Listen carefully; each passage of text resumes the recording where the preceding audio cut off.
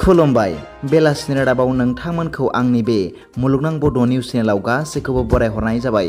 आसा खालामो नोंथांमोनहा गासै मोजाङै दं। बे समाव आं नोंथांमोननि सिगाङाव बेलासिनि मोननैसो खौरां लाना फैलायबाय। अन्नानै भिडिअखौ स्किप खालामाजासे जोबजासिम नायलांदो। दिनैनि बेलासिनि मोननैसो खौरांफोरा जाबाय।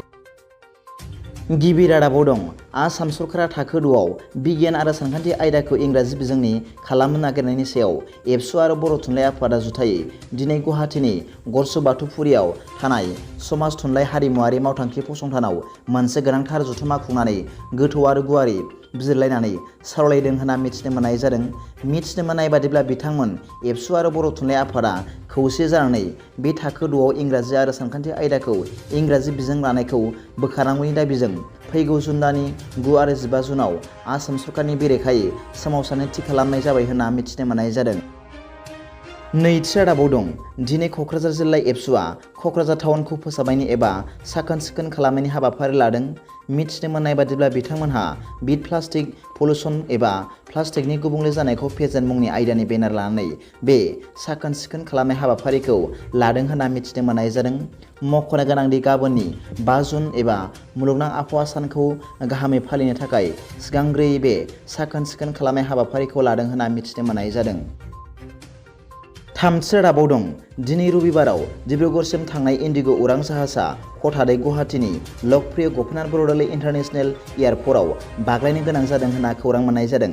खौरां मोननाय बादिब्ला बे उरां जाहाजाव पेट्रल आरो मिथिंगायारि गेसनि इउनियन मिनिस्टार रमेश्वर थेलि बिथाङा दङमोन आरो बिथांजों लोगोसे दुलियाजाननि एमएलए थेरास गवाला आरो डिब्रुगड़नि एमएलए प्रशान्त फुकन बिथांमोनहा दंफायोमोन होनना मिथिनो मोननाय जादों।